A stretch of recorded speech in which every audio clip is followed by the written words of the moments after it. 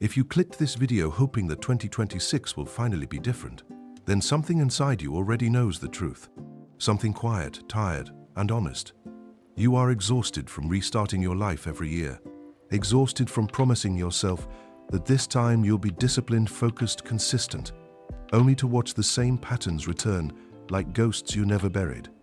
You've tried motivation. You've tried routines. You've tried becoming someone new overnight.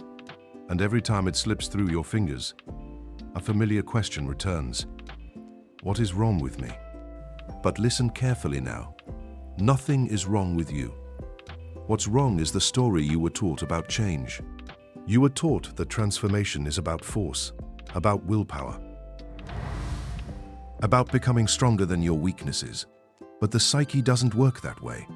The mind does not change through pressure. It changes through understanding. And most people never change because they are fighting themselves instead of listening to themselves. Here is the truth. No one tells you. Your struggles are not failures of discipline. They are echoes of unfinished emotional business. They are the language of your unconscious asking to be understood.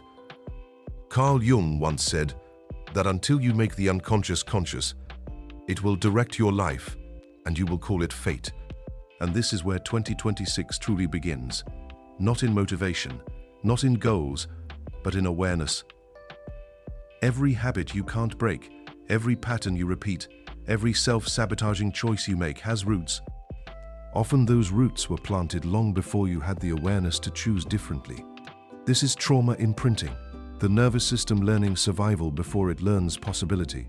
As children, we adapt to be safe, not to be fulfilled.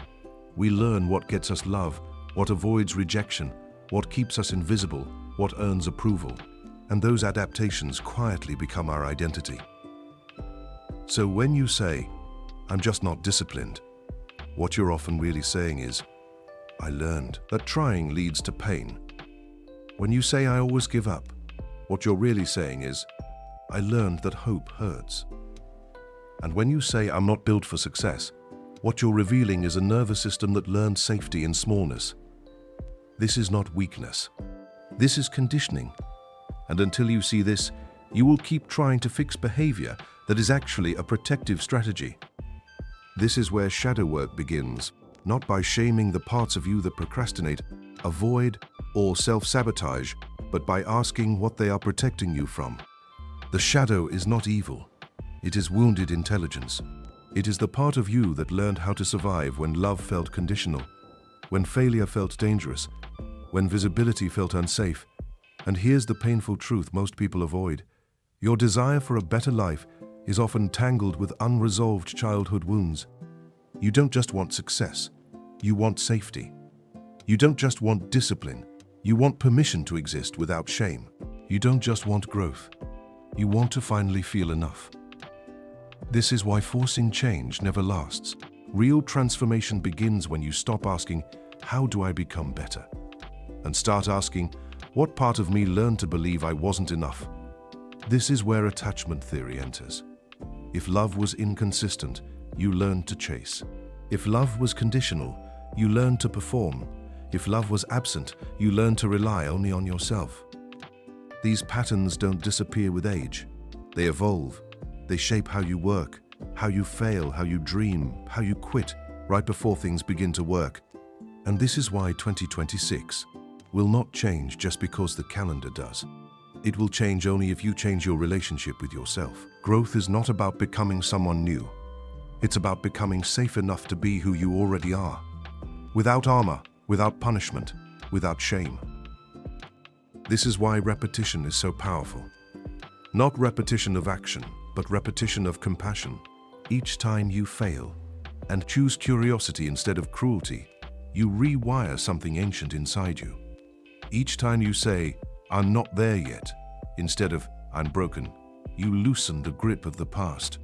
The word "yet" is not motivational fluff. It is psychological liberation. It tells your nervous system, this is not a dead end, only a doorway. And here is the hardest truth. Growth is uncomfortable not because you're doing it wrong, but because you're doing it right. Comfort belongs to the familiar. Growth belongs to the unknown. The discomfort you feel is not a warning sign. It is proof that you are stepping outside the identity that once kept you safe, but now keeps you small. So if you want 2026 to be different, stop asking how to become better and start asking who you are protecting when you stay the same. Because the moment you stop fighting your shadow and start listening to it, something shifts. The war inside quiets, energy returns, clarity sharpens, and the future stops feeling like a threat. 2026 doesn't begin on January 1st. It begins the moment you decide to stop abandoning yourself.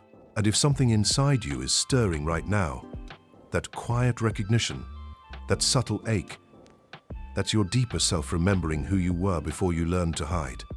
And this time, you don't have to run from it. And here is where things become uncomfortable in the most necessary way. Because once you begin to see your patterns, you can no longer pretend they are accidents. Awareness removes innocence. You are no longer unconscious, and that is both a gift and a responsibility.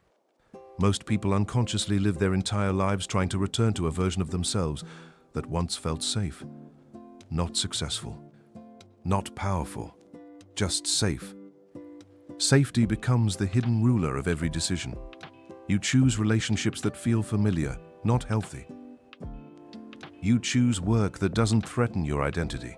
You choose habits that soothe, even if they slowly destroy you. And when you try to grow beyond these patterns, something inside resists. Not because you are weak, but because your nervous system learned long ago that growth equals danger. This is the part no motivational speech wants to touch. You don't sabotage yourself because you're lazy. You sabotage yourself because some part of you believes success will cost you love, belonging, or safety. And that belief didn't appear randomly. It was learned. Maybe you grew up in an environment where achievement brought pressure instead of praise, where mistakes were punished instead of guided, where love felt conditional, given only when you performed well or behaved a certain way.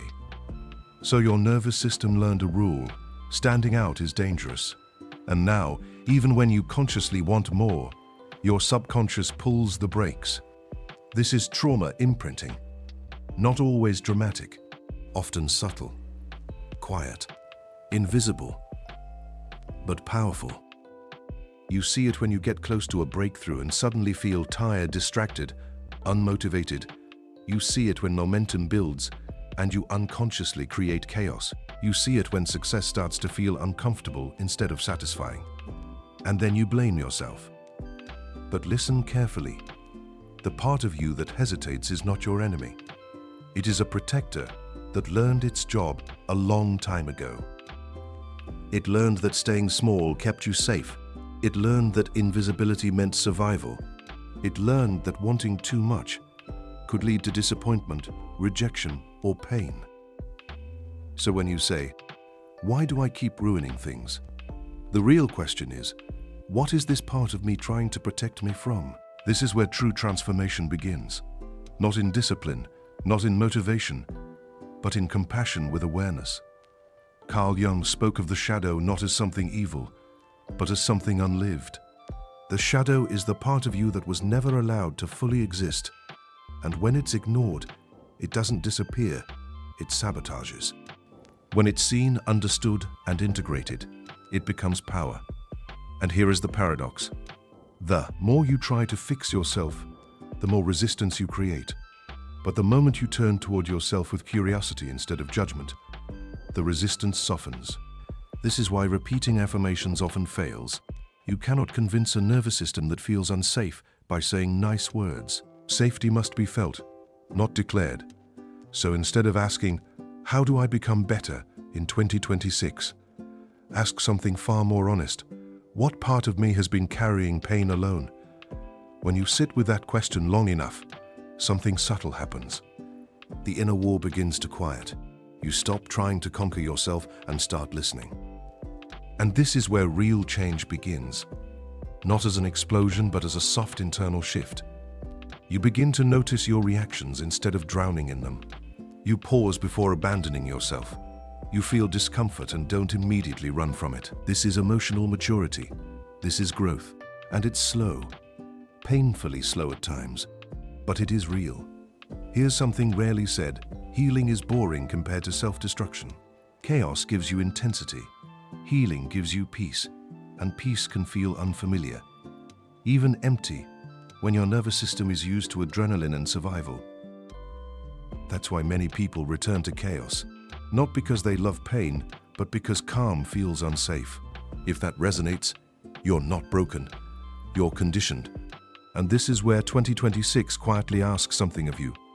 Are you willing to tolerate peace long enough to let it become home? Growth will not always feel like motivation. Sometimes it feels like grief. Grief for the version of you that survived by staying small. Grief for the dreams you postponed. Grief for the years spent fighting yourself. Let yourself feel that grief. It is part of the process, because beneath it is something else, self-trust. Self-trust is not confidence. It is the quiet knowing that even when you fail, you won't abandon yourself. That even when you fall apart, you can rebuild. That you no longer need to punish yourself into progress. This is why discipline rooted in self-hate never lasts.